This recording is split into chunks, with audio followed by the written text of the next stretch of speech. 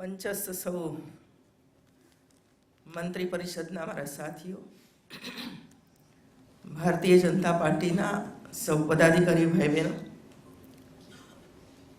લોકસભાના સાંસદશ્રીઓ, ધારાસભ્યશ્રીઓ, બોર્ડ નિગમના ચેરમેનશ્રીઓ, સમાજના સૌ આગેવાનો, સરકારી સૌ સેક્રેટરીશ્રીઓ, ભાઈ અને બહેનો,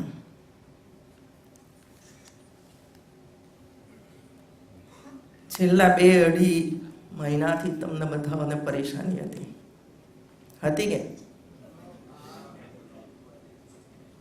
અમને પણ એટલી જ પરેશાની હતી. ને પરેશાની એ હતી કે નરેન્દ્રભાઈએ જે રાજ્યને પૂરા દેશની અંદર એક મોડેલ બનાવીને ધર્યું હોય, એ જ રાજ્યની અંદર આવી પરિસ્થિતિ પેદા થાય ત્યારે સ્વાભાવિક છે સૌને ચિંતા હોય છે. આંદોલન પણ એવા વ્યક્તિઓના હાથમાં જતું રહ્યું. હવે તો તમને બધાને સમજાઈ ગયું છે ને? સમજાઈ ગયું છે ને?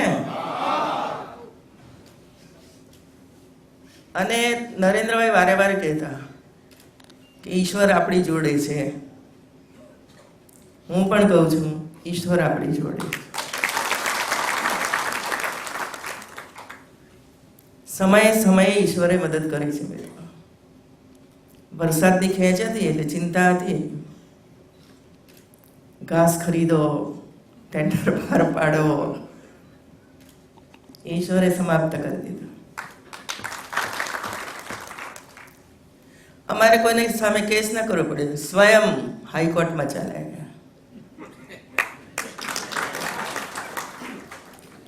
એટલે કહું છું કેટલી મદદ કરી છે.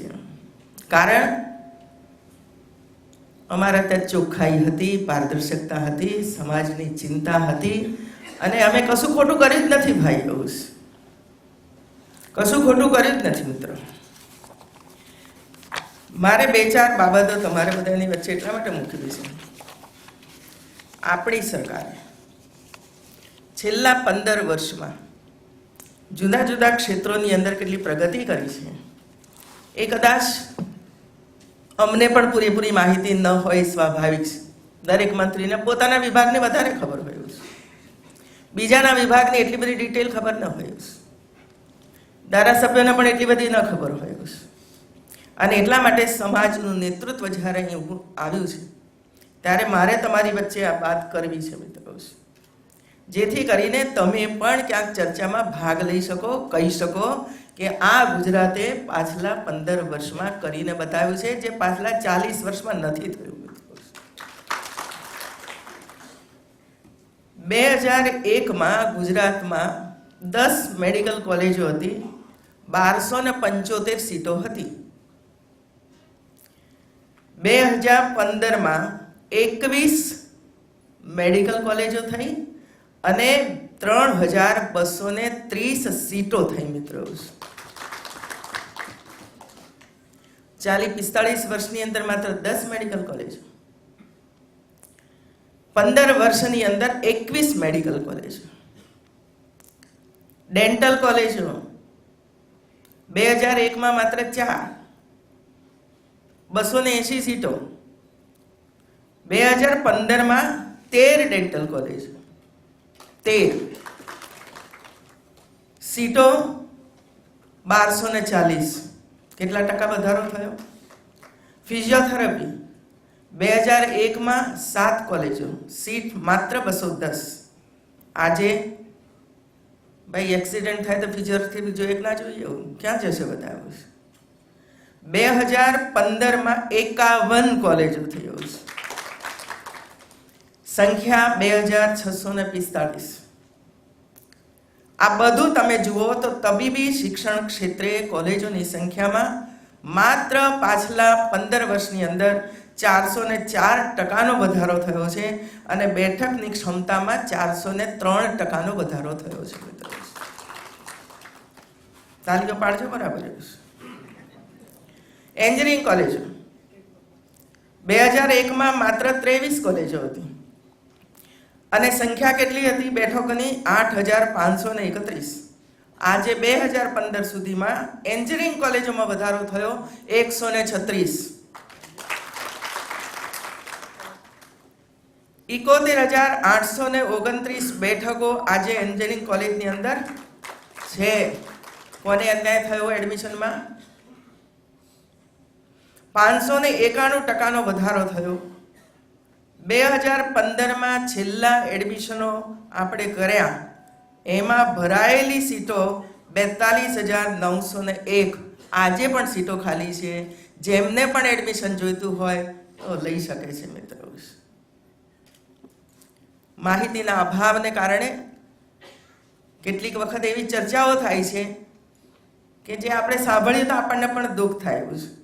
ડિપ્લોમા એન્જિનિયરિંગ કોલેજ 2001માં માત્ર 34, 10,450ની સંખ્યા 2015 સુધીની અંદર 134 નવી કોલેજો બની, 68,000 સીટો બની અને આજે 2015માં ભરાયેલી સીટોની સંખ્યા 46,000 છે.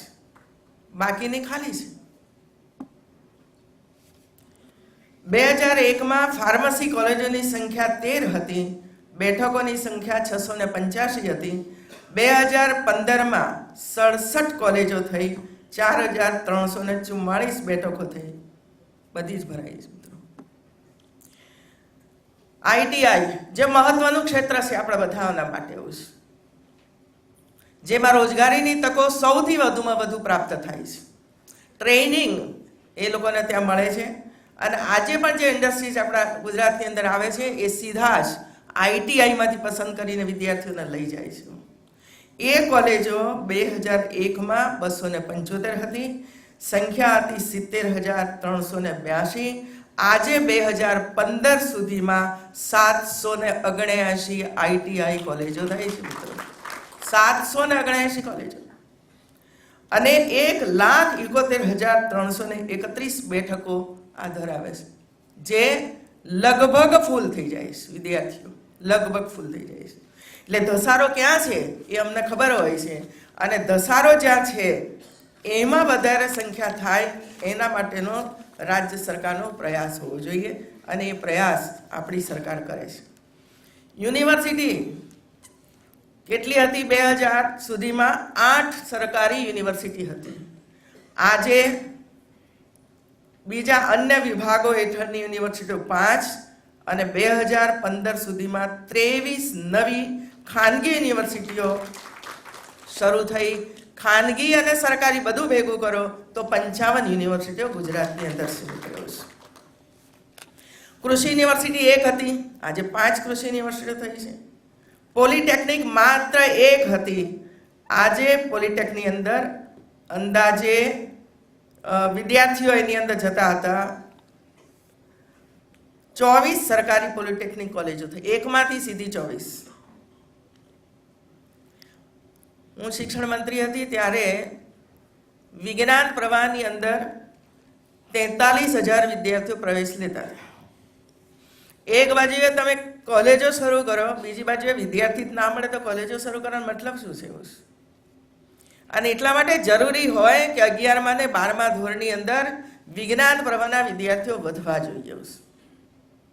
એ સંખ્યા જ્યાં સુધી ન વધારીએ ત્યાં સુધી બધી ફિલઅપ નથી થવાની એવું છે. અને એટલે પ્રયાસ કર્યો રાજ્ય સરકારે.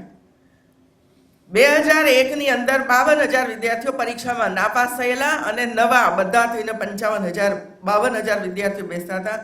આજે 1,25,000 વિદ્યાર્થીઓ પરીક્ષામાં બેસે છે. મારી દ્રષ્ટિએ એ ઓછા જ છે, મારી દ્રષ્ટિએ ઓછા છે.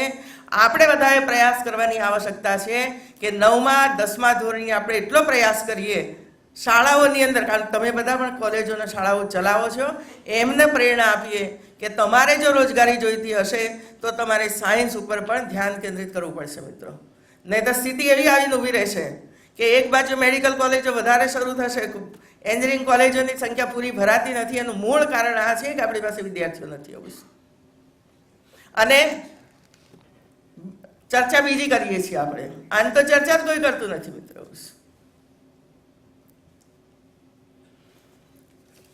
સાયન્સ કોલેજો, સરકારી આર્ટ્સ કોમર્સ સાયન્સ કોલેજો 2000 પૂર્વે 5.63 લાખની ઇન્ટેક કેપેસિટી હતી. આજે 2015માં 13 લાખ વિદ્યાર્થીઓ કોલેજોની અંદર અભ્યાસ કરી રહ્યા છે. હવે આવું બધું હું તમારી સામે મૂકીશ. ગ્રાન્ટેબલ સ્કૂલો, આ બધી કેટલી સરકારે પાછલા 15 વર્ષની અંદર કેટલો ધરખમ વધારો કર્યો છે એનો તમારી સામે માત્ર સરકારે આટલા વર્ષોમાં શું કામ કર્યું છે એ મૂકવા માટેનો મારો આશય છે મિત્રો. અને બીજું, આપ બધા પણ આ ક્ષેત્ર સાથે લગભગ 80% આ ક્ષેત્ર સાથે જોડાયેલા છે. આ ક્ષેત્ર સાથે જોડાયેલા છે એટલે હું એમ કહી શકું તમને બધાઓને ભાઈ કે એક તો વિજ્ઞાન પ્રવાહની અંદર વિદ્યાર્થીઓની સંખ્યા વધે એના માટેનો પ્રયાસ કરવો જોઈએ. એ ઉપરાંત મેં મારા વિભાગને, શિક્ષણ વિભાગને કહ્યું છે, આર્ટ્સ કોમર્સ અને સાયન્સ કોલેજો જ્યાં પણ છે ત્યાં 2 કલાકથી વધારે તો કોલેજ ચાલતી નથી ભાઈ. એવું છે તો બાકીના સમયની અંદર આટલું સુંદર ઇન્ફ્રાસ્ટ્રક્ચર ખાલી પડી રહ્યું છે. શું આપણે એની અંદર આ આઈટીઆઈ જેવા કોર્સીસ ચલાવીને અથવા સ્કિલ ડેવલપમેન્ટના વર્ગો ચલાવીને ટ્રેનિંગ આપીને એ જ વિદ્યાર્થીઓને, ભલે એફઆઈ આર્ટ્સની અંદર ભણતો હોય પણ એને વધારાની વિશેષ તાલીમ એ જ ઇન્ફ્રાસ્ટ્રક્ચરનો ઉપયોગ કરીને આપણે આપી શકીએ છીએ.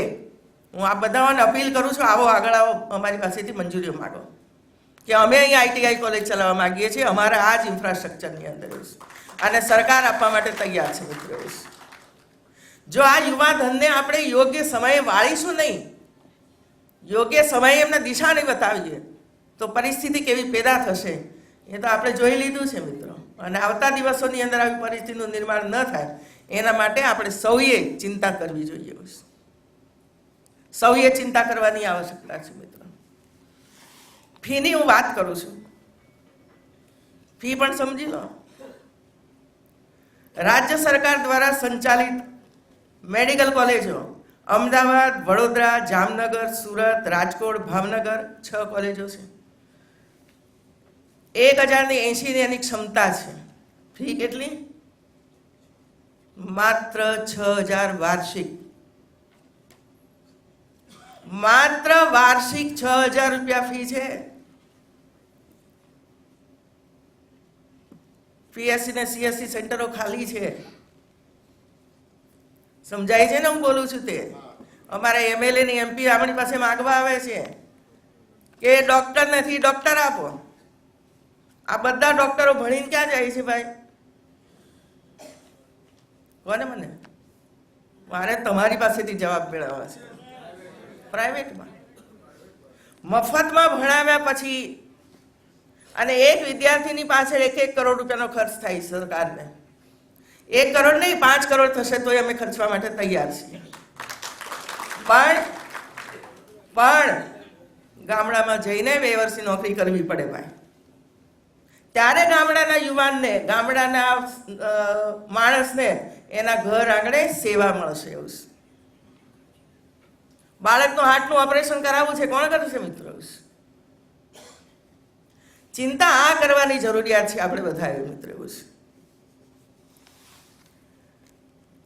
સરકારે પણ કેટલીક કંપની બનાવીને મેડિકલ કોલેજો શરૂ કરી છે. 7 મેડિકલ કોલેજો છે. એમાં અમદાવાદ, વડોદરા, ગાંધીનગર, પાટણ, વલસાડ, જુનાગઢ અને હિંમતનગર થઈને 7. કેપેસિટી 1050. એની ફી, ટ્યુશન ફી 3 લાખ રૂપિયા છે. અદાણી ઇન્ડસ્ટ્રીઝ એની ફી 3,59,000 છે. શિવશા 3,75,000. ખોખરાની medical college 3,96,000. NHL municipal medical college 3,96,000. Municipal medical college Surat 4,34,000. Cancer society medical college Naroda 5,52,000. Pramukh Swami medical college Karamsad 5,87,000. Waghodia medical college કેટલી ફી લે છે એ માહિતી નથી. સમજાયું?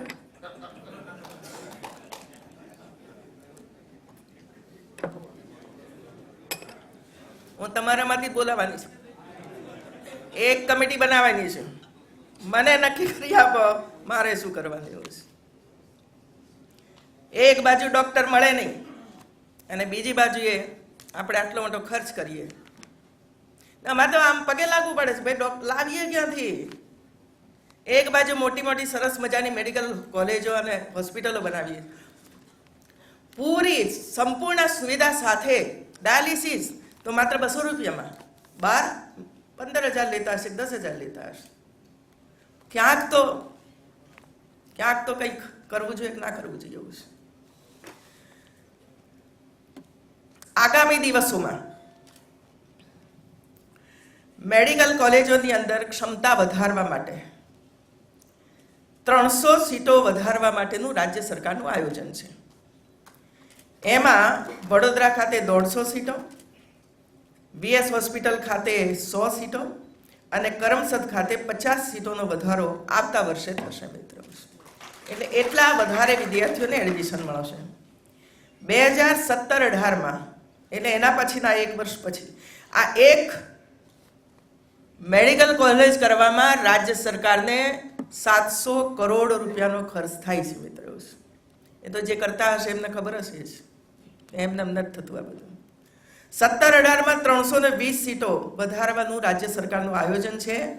એમાં વડનગર 150 સીટો, સરકારી મેડિકલ કોલેજ વડોદરામાં 70 સીટો અને સુરતની અંદર 100 સીટો વધારવાનું આયોજન છે એના પછીના વર્ષે. 2018-19માં પાલનપુર, નડિયાદ, અમરેલી અને ભરૂચ ખાતે 600 નવી સીટો, નવી મેડિકલ કોલેજો PPP મોડેલ ઉપર વધારશું. તમારામાંથી કોઈને ઈચ્છા થાય તો સરકાર સાથે જોડાજો. PPP મોડેલ ઉપર અમે પૂરી મદદ કરશું તમને. એની નવી નીતિ બની રહી છે, નવી મેડિકલ નીતિ બનાવી રહ્યા છીએ. એની અંદર સારું એવું અમે મૂક્યું છે. એમાં સરકારી ગ્રાન્ટેબલ કોલેજોમાં 100% સરકારી કોટા, જ્યારે સ્વનિર્ભરમાં 75 સરકારી કોટા. હું હતી શિક્ષણ મંત્રી ત્યારે જેટલી પણ સરકારી કોલેજો હતી એમાં મેરિટના આધારે બધાને એડમિશન મળતું હતું. અને પ્રાઇવેટ કોલેજો શરૂ થઈ તો 100% આપણે કોર્ટમાં જઈને લઈ આવ્યા. 75% તમારે પણ મેરિટમાં આવવું પડશે અને 25% તમે સ્વતંત્ર છો તમારી એડમિશન આપવામાં. આપણે લઈ આવ્યા હતા એ વખતે એવું છે. અને હું હતી એટલે મને ખબર છે. અને એટલે જઈને એના ઉપર કંટ્રોલ આવ્યો કે તમે આટલાથી વધારે ફી નહીં લઈ શકો મિત્રો. એના માટે શાહ કમિટી નિમાઈ આપણે એવું છે. શાહ કમિટી આજે નક્કી કરે છે, અમે ફી નક્કી નથી કરતા. હિસાબ રજૂ કરવા પડે છે બધાઓને. હિસાબ રજૂ કરે એટલે લાગે શાહ કમિટીને નિવૃત્ત હાઈકોર્ટ જજ તો વધારી આપે સગવડો હોય તો. અને 25% મેનેજમેન્ટ કોટા, એમાંથી 15% NRI અને 10% મેનેજમેન્ટ કોટા, આ બધો નિર્ણય કરવામાં આવ્યો.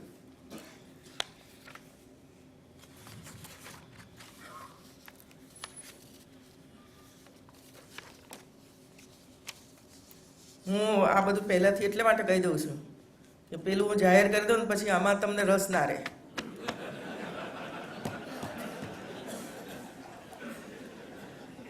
સ્વાભાવિક છે. પછી ઊભાથી મને ચાલવા માંડે. એટલે પહેલા હું તમને કહી દઉં આ બધું. હમણાં જ ચીફ સેક્રેટરીએ તમારી વચ્ચે વાત કરી. વર્લ્ડ બેંકે દેશની અંદર જેટલા પણ સ્ટેટ છે એ બધાઓનું એક રેન્કિંગ કર્યું ઉદ્યોગના ક્ષેત્રમાં. અને એ બધાની અંદર રાજ્ય સરકારે સૌથી ફર્સ્ટ નંબર પ્રાપ્ત કર્યો.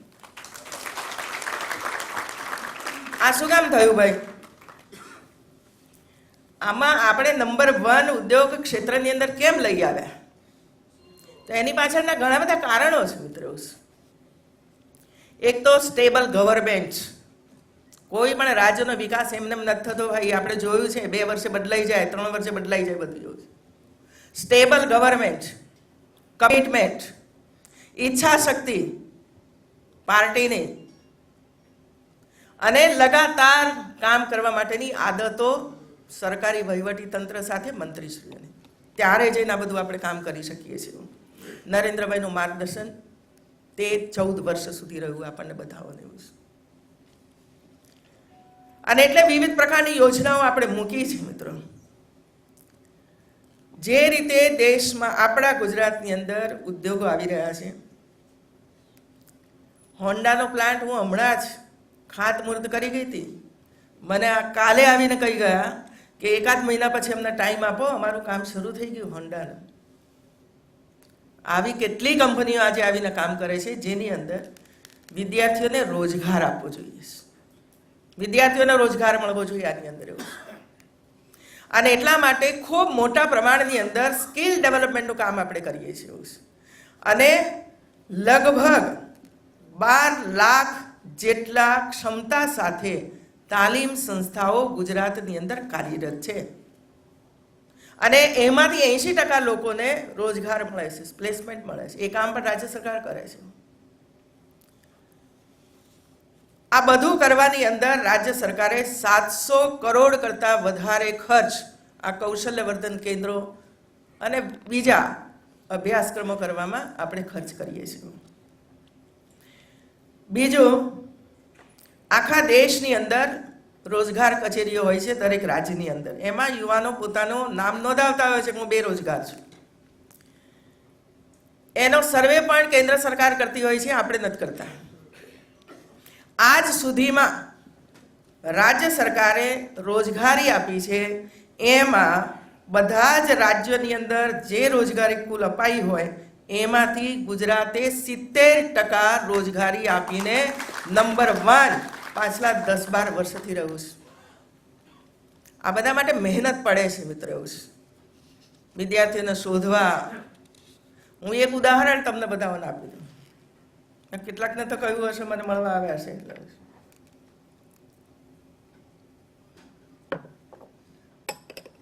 નોકરી કોને મળે?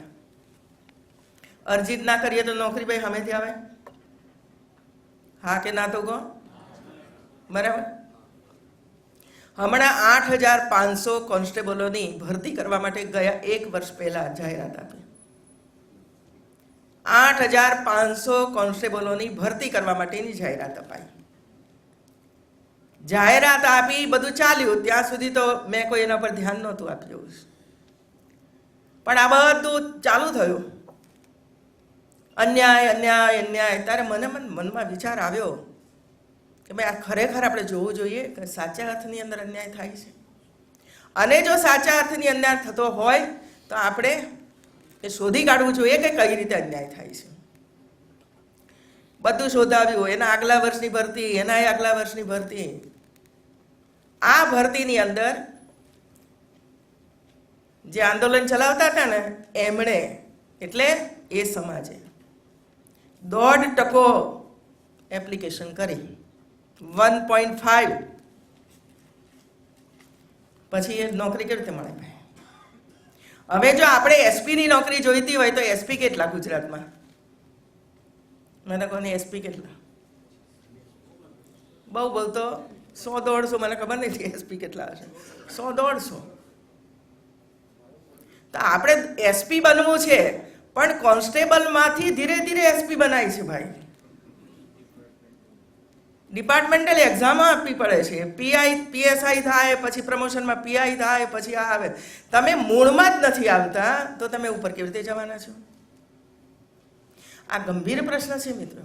એટલે વિદ્યાર્થીઓની, યુવાનોની દ્રષ્ટિ ક્યાં છે એના ઉપરથી આપણને અંદાજ આવે છે કે વ્હાઇટ કોલર જોબ જોઈએ છે, આવી જોબ જોઈતી નથી. અને જોબ ક્યાં હોય વધારે ભાઈ? ડૉક્ટરની વધારે હોય કે નર્સની વધારે હોય? જોબ ક્યાં વધારે હોય? પ્રિન્સિપાલની હોય કે શિક્ષકની હોય? તો આ સમજવું પડે આપણે બધાએ. જ્યાં સુધી તમે એની અંદર મેરિટમાં ના આવો એના પહેલાં તો તમારે એમાં અરજીઓ કરવી પડે, ફિઝિકલ ટેસ્ટમાં પાસ થવું પડે, લેખિત પરીક્ષામાં પાસ થવું પડે, ઇન્ટરવ્યૂમાં પાસ થવું પડે. અને મેરિટમાં આવો ત્યારે તમારા માટે દરવાજા ખુલ્લા છે મિત્રો. એવું છે, કોઈ તમને રોકી શકે એમ નથી. એવું છે. અને ભરતી નિયમો આ બધું જ એટલું જડબે સલાક અમે લોકોએ બનાવ્યું છે કે કોઈની તાકાત નથી કે મેરિટ બહારનો કોઈ પણ વિદ્યાર્થી એની અંદર આવી જાય. એટલી વ્યવસ્થાઓ ઊભી કરી છે.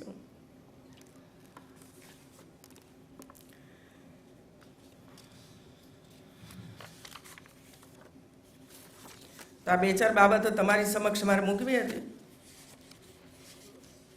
અને બીજું મેં કહ્યું એમ આ ક્ષેત્રમાં આપ બધા મદદ કરજો, વિજ્ઞાન પ્રમાણ સંખ્યા વધારવામાં. જ્યાં જ્યાં 9મા 10માની સ્કૂલો આપણે ચલાવતા હોઈએ ત્યાં પણ વિદ્યાર્થીઓને કહેવું પડે કે ભાઈ તમે આ લો આ લો આ લો. આખા વિષય જે થયા એમાં નીતિનભાઈએ બધી જ વિગતે વાત આ બધાઓને કરી દીધી છે, એટલે હું એમાં પડવા નથી માગતી. પણ જે રીતે અનેક સમાજના આગેવાનોને મળતા હતા, ચર્ચાઓ કરતા હતા, હું તો એમ માનીશ કે કદાચ એવી કોઈ સરકાર ના હોય કે આંદોલનકારીઓને પણ બોલાવીને તમારે શું માગવું જોઈએ એ કહેતી હોય. એવું ખ્યાલ આવે છે? એવી કોઈ સરકાર ના હોય કે ભાઈ આ તો કંઈ નથી મળવાનું, આ માગો, જે સરકાર આપી શકે એવું છે. અને એ આ સરકાર છે, સામેથી સમજાવતી હતી કે આટલું આટલું માગો, આટલું આટલું કરો, આટલું આટલું કરો. મિત્રો, મેં જે વિષય તમારી સામે મૂક્યો, સરકારી મેડિકલ કોલેજોમાં, સરકારી એન્જિનિયરિંગ કોલેજોમાં માત્ર 1500 રૂપિયા ફી છે વાર્ષિક. આપણે તો કેજીમાં પણ 4000 રૂપિયા અને 5000 રૂપિયા આપીએ છીએ. આ તો એન્જિનિયરિંગ કોલેજ છે, 1500 રૂપિયા ફીમાં ભણાવીએ છીએ આપણે. પણ જે સેલ્ફ ફાઇનાન્સ છે એ સેલ્ફ ફાઇનાન્સ કોલેજોની અંદર ઊંચી ફી છે મિત્રો. અને એની સામે એમનો વિરોધ છે કે અમે આટલી ઊંચી ફી કેવી રીતે ભરી શકીએ એવું છે. અને એટલા માટે રાજ્ય સરકારે એ નિર્ણય કર્યો છે કે જેટલી પણ મેડિકલ કોલેજો છે આપણે ત્યાં, પછી સેલ્ફ ફાઇનાન્સ હોય કે કંપનીઓ ચલાવતી હોય કે રાજ્ય સરકાર ચલાવતી હોય, એની અંદર જે વિદ્યાર્થીઓ પ્રવેશ લેશે એ પ્રવેશની અંદર 50% ફી, વધુમાં વધુ 2 લાખ રૂપિયાની ફી રાજ્ય સરકાર એમને સહાય કરશે. કહું છું ધીરજ ધરો.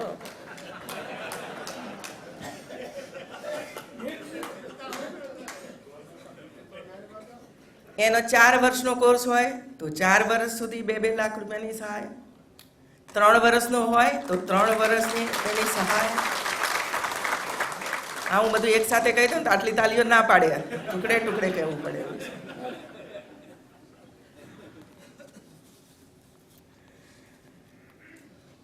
બારમા ધોરણની અંદર સાયન્સ, 12મા ધોરણની અંદર જે વિદ્યાર્થીઓએ 90% લાવ્યા હશે એમને આનો લાભ પ્રાપ્ત થશે.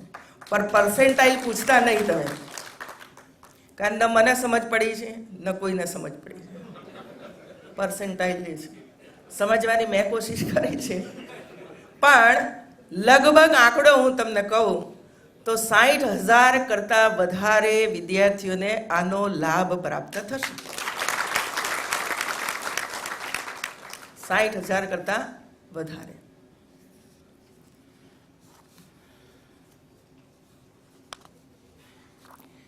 બીજું છે એન્જિનિયરિંગ કોલેજો, ફાર્મસી કોલેજો, આયુર્વેદિક, હોમિયોપેથી, નર્સિંગ, ફિઝિયોથેરાપી, આ બધી જે કોલેજીસ છે એની અંદર પણ 90% સુધીના વિદ્યાર્થીઓને એમાં ફીની સહાય 50% અથવા 50%ની મર્યાદામાં દર વર્ષે આપવામાં આવશે. 50,000 ફીની સહાય. એની ફી નક્કી કરેલી છે, અમુક જ છે એવું છે. બીજું, ધોરણ 10 અને ધોરણ 12 પાસ કર્યા પછી કેટલાક વિદ્યાર્થીઓ ડિપ્લોમામાં જાય છે. એમાં સિવિલ એન્જિનિયરિંગ છે, મિકેનિકલ એન્જિનિયરિંગ છે, ઓટોમોબાઈલ છે, કેમિકલ છે, કોમ્પ્યુટર છે, ઇલેક્ટ્રોનિક્સ છે, આઈટી છે, મેટ્રોલોજી છે, ટેક્સટાઇલ છે, અને હવે પછી કોઈ નવું આવે તો તે પણ આમાં આવશે. એવી જે સરકારી કોલેજો છે અને ગ્રાન્ટેડ કોલેજો છે એમાં સેલ્ફ ફાઇનાન્સ કોલેજમાં પ્રવેશ મેળવે એટલે સરકારી પણ ખરી, ગ્રાન્ટેડ પણ ખરી અને સેલ્ફ ફાઇનાન્સ કોલેજમાં પ્રવેશ મેળવે તો એને જે ખરેખર ફી ચૂકવવાની છે તે અથવા 25,000 રૂપિયા સુધીની ફીની સહાય આવા વિદ્યાર્થીઓને કરવામાં આવશે. 3 વર્ષનો એમનો કોર્સ હોય છે, એટલે 3 વર્ષ સુધી 25,000 રૂપિયા એમને આપવામાં આવશે. અમારે તો વધારે ઉદાર બનાવવું હતું એટલે હવે તો આર્ટ્સ કોમર્સને પણ લઈ લીધું. BA, BCom, BSc, B.Ed આ બધા જ આ BCA જે હશે તે એમની અવધિ દરમિયાન એટલે 2 વર્ષ 3 વર્ષના કોર્સીસ હોય છે. સરકારી અને અનુદાનિત કોલેજોમાં જે ફી હોય તે અને સેલ્ફ ફાઇનાન્સ કોલેજોમાં જે ફી હોય એના 50% રાજ્ય સરકાર કરશે અને વધુમાં વધુ 10,000ની મર્યાદામાં એને ફી આપશે. 3 વર્ષનો કોર્સ હોય એટલે 30,000 રૂપિયા એમને BA, BCom વગેરે કરતા હશે તો એમને મળશે એવું છે. બીજો એક મહત્વનો મુદ્દો છે અનામત. SC, ST અને OBC એમની એ તો નક્કી જ છે. હવે પ્રોબ્લેમ આપણા માટે એ છે કે ભાઈ કોઈ સમાજ ભણી ગણીને શ્રેષ્ઠ બને અને એ પણ 90% 95% માર્ક્સ લઈ આવે તો આપણામાં તો સુપ્રીમના બધાના જજમેન્ટો છે કે એ એના મેરિટમાં ના જવું હોય એના કોટામાં તો એ જનરલ કોટામાં આવી શકે છે. એટલે એને આપણે કોઈ હાથ અડાડી શકીએ એમ નથી. હવે એમનો પ્રશ્ન એ છે કે માનો કે SC, ST ને OBC મેડિકલમાં 100 વિદ્યાર્થીઓ જનરલ કોટામાં આવે એમ માની લઈએ આપણે. 100 જનરલ કોટામાં આવે છે. જનરલ કોટામાં આવવાને કારણે 100 વિદ્યાર્થીઓ નીચે ઉતરે છે અને એમાંથી એવું બને છે કે એ વિદ્યાર્થીઓને જો આવા જનરલમાં 100 વિદ્યાર્થી ના આવ્યા હોત તો એમને સરકારી મેડિકલ કોલેજ અથવા તો સરકારી એન્જિનિયરિંગ કોલેજમાં એડમિશન મળી ગયું હોત અને ઓછામાં ઓછી ભરવી પડી હોત. પણ આ જનરલની અંદર આ વિદ્યાર્થીઓ આવવાને કારણે અમારે સેલ્ફ ફાઇનાન્સમાં જવું પડ્યું. બરાબર છે કે અમારે સેલ્ફ ફાઇનાન્સમાં જવું પડ્યું. સેલ્ફ ફાઇનાન્સમાં જવાને કારણે અમારે 3 લાખ 2 લાખ આટલા રૂપિયા ભરવા પડ્યા. ત્યારે અમે એ નિર્ણય કર્યો કે જે વિદ્યાર્થીઓને મેડિકલ કોલેજ સરકારી ગ્રાન્ટેડ એની અંદર જે આવતા હતા પણ એ સીટો અહીંયા આવી એને કારણે એમને પ્રાઇવેટમાં જવું પડ્યું છે તો પ્રાઇવેટમાં જનાર વિદ્યાર્થીની ફી રાજ્ય સરકાર ભરશે.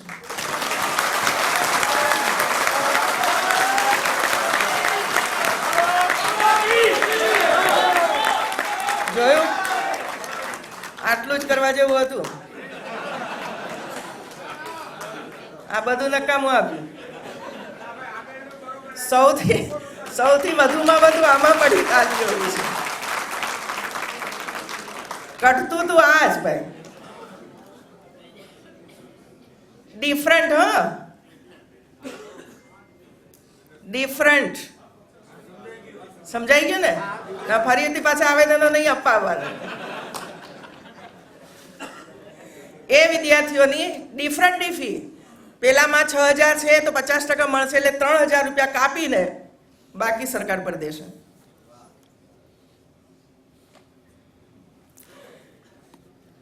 બીજું, ધોરણ 10 અને ધોરણ 12 પાસ કરી પહેલા 80% આવતા જે વિદ્યાર્થીઓ ડિપ્લોમા ટેકનિકલ એ તો મેં કહી દીધું 75,000ની ફી BCom BM થઈ ગઈ. સોરી. આગળ રહેવા જમવાનું આપણે તો હવે આટલું આપ્યું તો પછી એટલું શું કામ બાકી રાખવું? બરાબર છે? હા, ફી પણ લઈ જાઓ પછી ઇન્કમ ટેક્સ આવશે એ તમારી પાસેથી વસૂલ કરશું. જે વિદ્યાર્થીઓ મેડિકલ કોલેજમાં એન્જિનિયરિંગ કોલેજમાં પ્રવેશ લેતા હોય અને એવા વિદ્યાર્થીઓને પોતાનો તાલુકો છોડીને બીજા તાલુકામાં બીજા જિલ્લામાં જ્યાં પણ ભણવા જવું પડે તો હોસ્ટેલમાં રહેવું પડે છે. SC, ST ને OBC ને આપણે પૈસા આપીએ એટલે આપણને એમ લાગે કે ભાઈ અમને આપો. તો અમે નક્કી કર્યું કે 10 મહિનાના દર મહિનાના 1200 રૂપિયા તમને અમે આપી દઈશું, હોસ્ટેલમાં રહેજો. 10 મહિના માટે, 2 મહિના તો રજાઓ હોય છે, અને આ બધાના માટે છે, કોઈ પેલી નથી એવું છે. બીજું,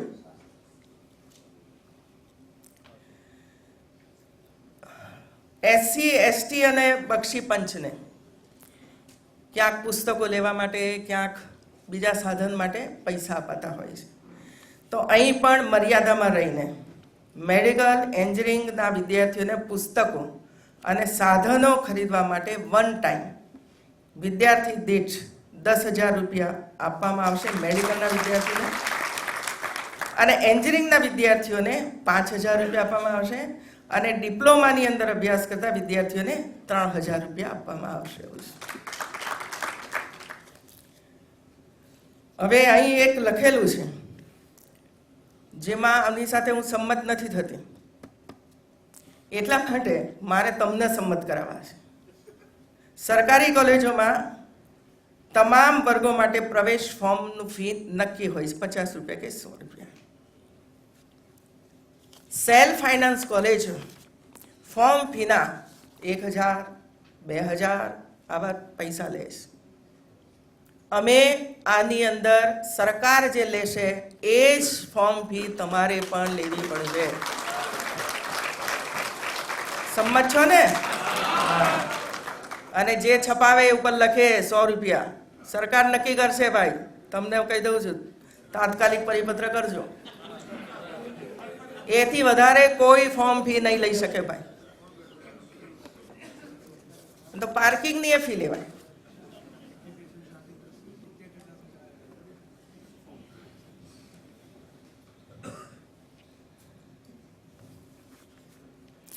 માધ્યમિક શિક્ષણ, જેટલી પણ સરકારી માધ્યમિક અને ઉચ્ચતર માધ્યમિક શાળાઓ છે અને ગ્રાન્ટેડ માધ્યમિક ઉચ્ચતર માધ્યમિક શાળાઓ છે, એટલે સરકારી અને ગ્રાન્ટેડ માધ્યમિક અને ઉચ્ચતર માધ્યમિક શાળાઓના વિદ્યાર્થીઓને મફત પાઠ્યપુસ્તકો પૂરા પાડવામાં આવશે, જે આજ સુધીમાં આપણે નહોતા આપતા, પહેલી વાર આપી રહ્યા છે. કારણ કે ઉચ્ચ શિક્ષણવાળાને આપીએ ને અમારા આ નાના નાના રહી જાય તો ના ચાલે એવું છે, એને આપણે એને પણ આપીએ છીએ. એ જ રીતે પ્રાથમિક શિક્ષણમાં સરકારી પ્રાથમિક શાળાઓ અને ગ્રાન્ટેડ પ્રાથમિક શાળાઓ, જે બહુ નહીવત છે, એવા વિદ્યાર્થીઓને આપણે SC ST OBCના વિદ્યાર્થીઓને ગણવેશ, પાઠ્યપુસ્તકો, શિષ્યવૃત્તિ વગેરે આપતા હતા. જે SC ST ને OBC ને મળતું હશે એ જ તમામને મળશે. અને આનો લાભ માધ્યમિક, ઉચ્ચતર માધ્યમિક અને બધાને થઈને લગભગ પ્રાથમિકના 62 લાખ બાળકોને એનો લાભ મળશે, અને માધ્યમિક અને ઉચ્ચતર માધ્યમિક શાળાના 30 થી 40 લાખ વિદ્યાર્થીઓને 1 કરોડ કરતાં વધારે વિદ્યાર્થીઓને એનો લાભ પ્રાપ્ત થવાનો છે. સરકારી નોકરી આને મળી અમારું 38 ને હમણાં 33, એવું જ હતું ને. બધાને 5 વર્ષનો વધારો. જાઓ.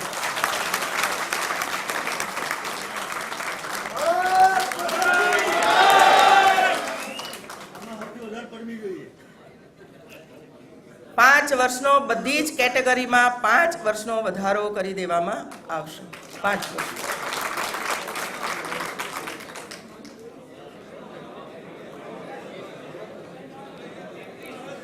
બીજું,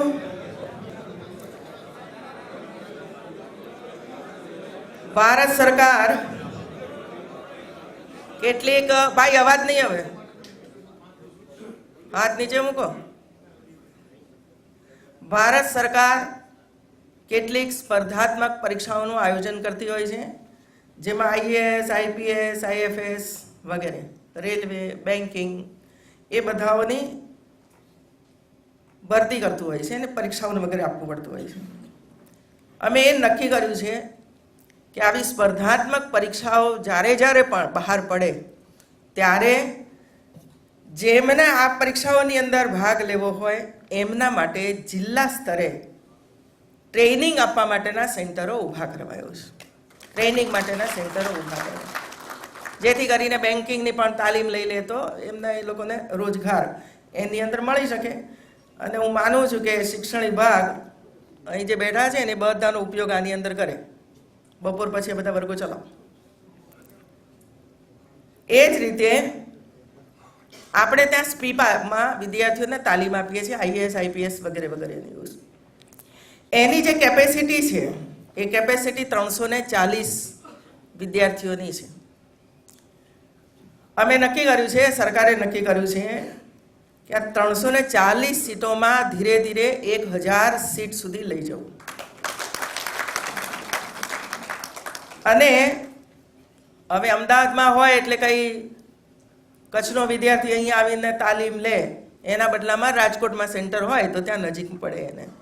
એમ જુદા જુદા સેન્ટરો સુરતમાં હોય, રાજકોટમાં હોય, અમદાવાદમાં તો છે, વડોદરામાં હોય, એવા જુદા જુદા સેન્ટરો ઉપર જ્યાં તાલીમ આપવાવાળા જે અધ્યાપકો અને સરકારી કર્મચારીઓ છે એમને સગવડ ઊભી થાય નજીક હોય તો એવા સેન્ટરો ઉપર આવા સેન્ટરો આપણે શરૂ કરીશું. અને 1000 સીટ સુધી લઈ જવા માટેનો સરકારનો નિર્ણય છે. સ્વરોજગારી માટે એન્જિનિયરિંગ અને ડિપ્લોમાના વિદ્યાર્થીઓ લાયકાતના ધોરણે એમને ડિગ્રી મળ્યા પછી એમને એમ લાગે કે અમારે નાનો વ્યવસાય કરવો છે, સ્વતંત્ર રીતે કરવો છે, તો એના માટે નરેન્દ્રભાઈ મોદીએ મુદ્રા યોજના જાહેર કરી છે. 50,000 રૂપિયા લઈને 10 લાખ રૂપિયા સુધીની લોન, જેમાં બહુ કંઈ આધાર પુરાવા એવું બધું બહુ આપવાનું નથી હોતું. એની સાથે આ વિદ્યાર્થીઓને જોડી દેવા કે તમને મુદ્રામાંથી લોન અપાવવા માટેની વ્યવસ્થા સરકાર કરશે. અને 3 વર્ષ સુધી 5% મર્યાદામાં વ્યાજ સહાય સરકાર આપશે.